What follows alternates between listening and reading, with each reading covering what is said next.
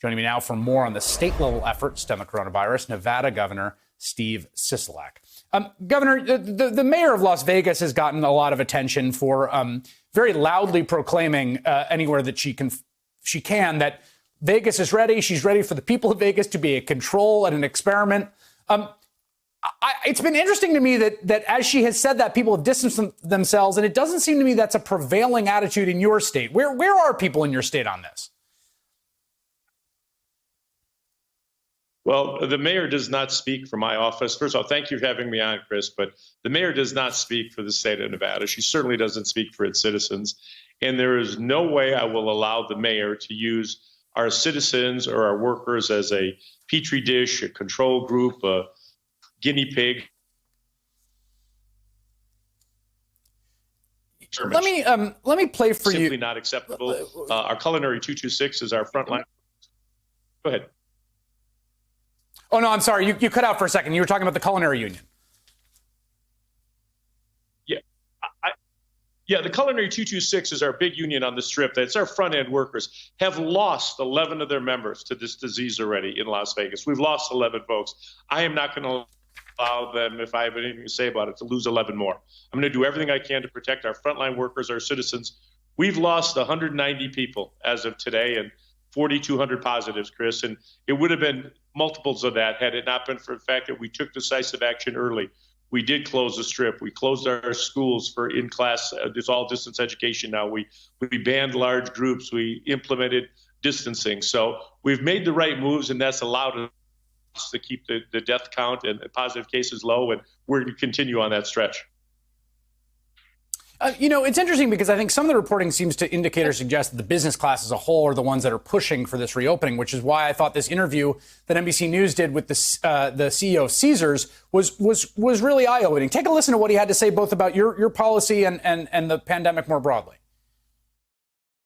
The governor is under enormous pressure, but I agree with him 100% that we have to put people's lives ahead of everything else. Having said that, look, I think of our industry, I think we're a little bit different than other industries and other companies that provide a specific product or specific service. I think what we deliver experiences and we deliver lifelong memories, but we're not going to do it and we're not going to be comfortable doing it until we're confident that this thing is moving in the right direction and we can open.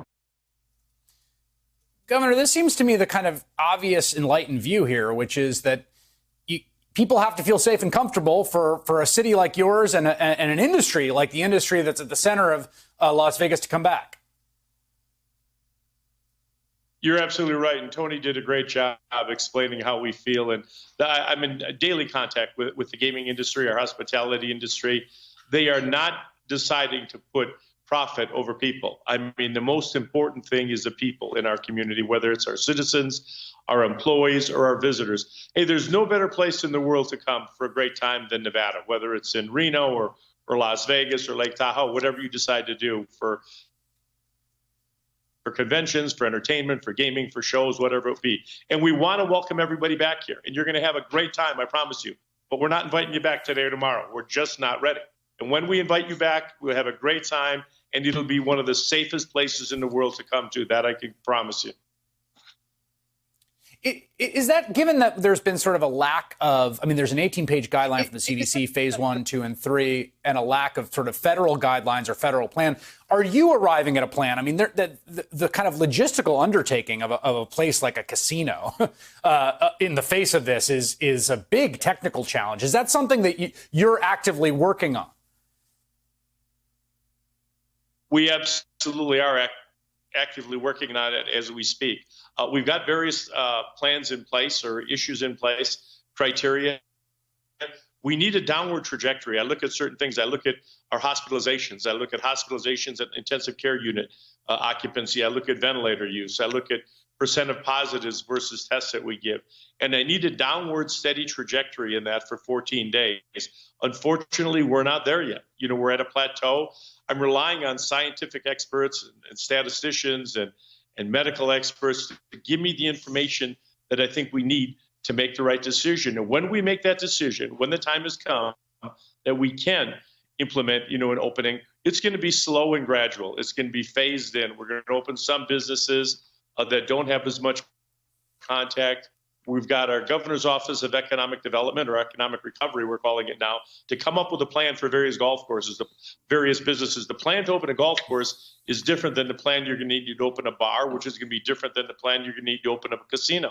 And those are what we're analyzing right now, so that we'll be ready when the time comes to slowly start loosening the faucet a little bit and hopefully get people back to work and get them out in the community, and we'll be in much better shape. But we're not quite there yet. We're looking forward to that day. And the Nevadans have been terrific. And your chart showed a lot there, but I would challenge you. Our state is better than the 86%. I've probably got 90 to 95% of our folks are complying with the directives. They're doing everything we ask them. They're practicing social distancing.